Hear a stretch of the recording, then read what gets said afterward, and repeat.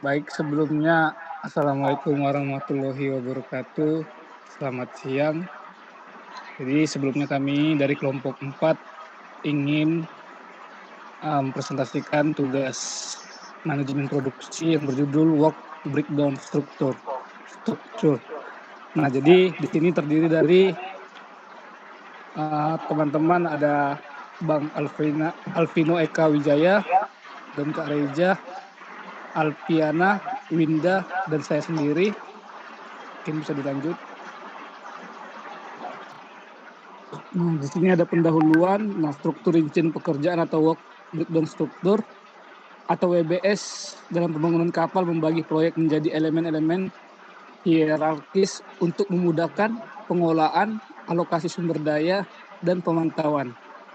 Nah, work breakdown struktur ini diperkenalkan pada tahun 1950-an oleh Departemen Pertahanan Amerika Serikat atau DoD dalam upaya manajemen proyek yang kompleks, khususnya untuk program-program ruang angkasa dan militer.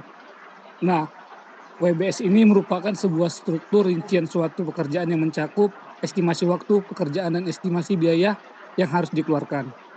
Nah, disebutkan juga bahwasanya work breakdown struktur ini yang digunakan manajer proyek untuk membagi proyek menjadi unit yang lebih mudah dikelola. Oke, lanjut. Apa ini jadinya? Ya, selanjutnya bisa dilanjutkan dengan Arfi. Selanjutnya yaitu tahap-tahap siklus hidup kapal. Tahap utama permintaan dan desain konsep, desain dasar, detail, dan produksi, definisi struktur AS build, pemeliharaan, decommissioning, kemudian ada tantangan, kesulitan dalam menjaga konsistensi WBS di berbagai tahap karena perubahan organisasi. Berikut yaitu video siklus hidup kapal. Vessel lifespans of 30 to 50 years are not attainable without constant and ongoing maintenance, repair, and refit. As a result, when your team is looking to perform repair and refit, they'll find no clear picture of the ship that is currently being operated.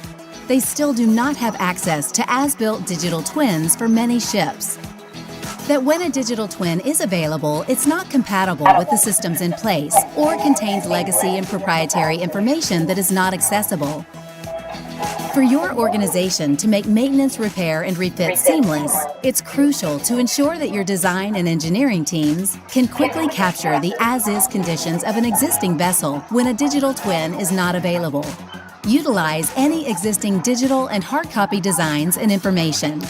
Deliver technical data packages and digital representations of the project that will always be accessible. Explore SSI solutions for providing a complete overview of your ship from build to decommission. Nah, jadi siklus hidup kapal itu mencakup beberapa tahap penting. Yang pertama, perencanaan dan desain, yaitu menentukan tujuan kapal, misalnya penumpang, kargo, militer. Kemudian, desain awal dan pemodelan untuk memenuhi standar keselamatan dan efisiensi.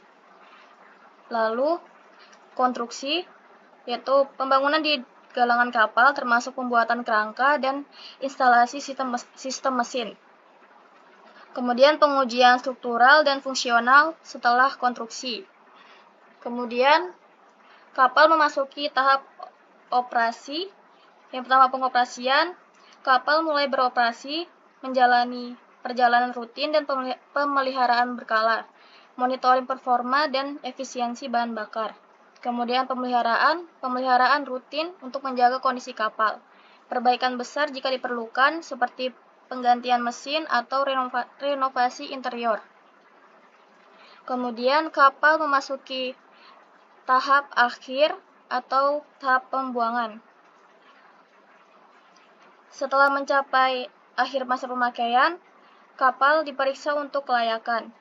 Kapal bisa dijual, diubah menjadi museum atau dibongkar. Kemudian didaur ulang dan pembuangan.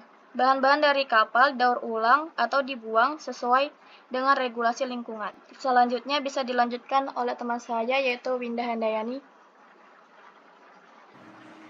Baik, selanjutnya yaitu jenis-jenis dari struktur rincian pekerjaan kapal. Yang pertama ada struktur berorientasi sistem, di mana struktur ini digunakan untuk mengelola dan mengendalikan lingkup proyek. Yang kedua ada struktur berorientasi produk atau produk, di mana fokusnya pada pengelolaan tugas dan paket pekerjaan.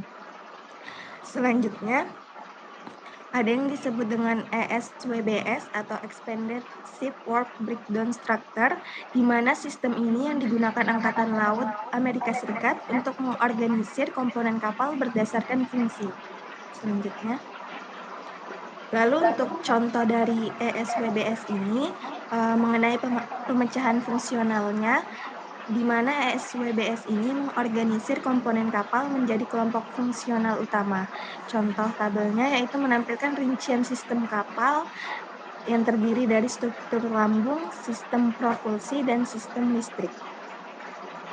Selanjutnya mungkin bisa dilanjutkan oleh anggota kelompok saya.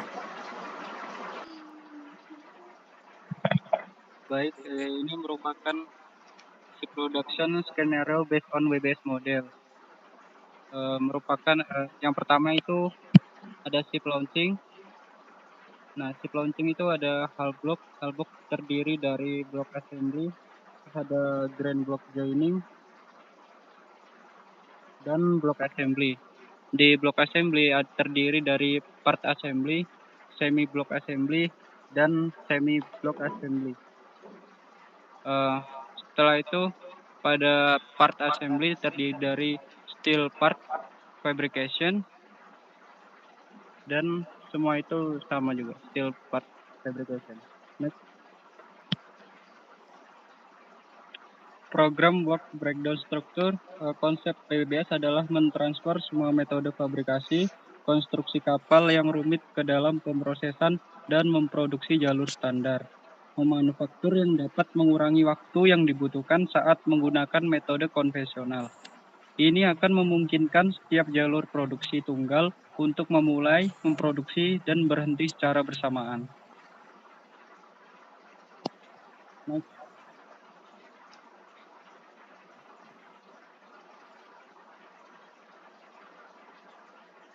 Program work breakdown struktur. Yang pertama itu tujuannya menentukan sasaran keseluruhan dari program pembangunan kapal, dan untuk penggunaan yaitu untuk membantu dalam penilaian pencapaian, teknis, biaya, dan kinerja jadwal. Selanjutnya bisa dilanjutkan oleh teman saya.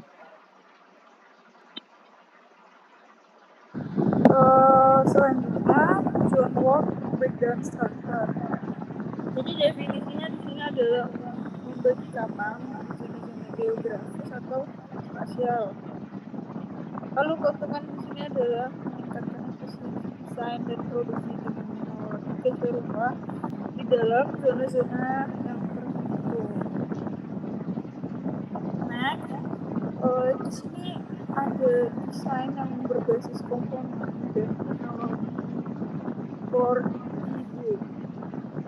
Jadi desain generasi keempat atau for ide digunakan untuk mengelola data kapal, lalu dapat menciptakan WBS yang berbeda setiap tahap siklus hidup. Jadi manfaat utamanya di sini adalah menentukan hierarki ganda. Jadi misalnya SWBS, PWBS, ZWBS digunakan untuk desain kapal yang kolaboratif. Selanjutnya, di sini ada dua referensi yang menjadi acuan kami untuk membuat PPT ini. Next. Oke, sekian.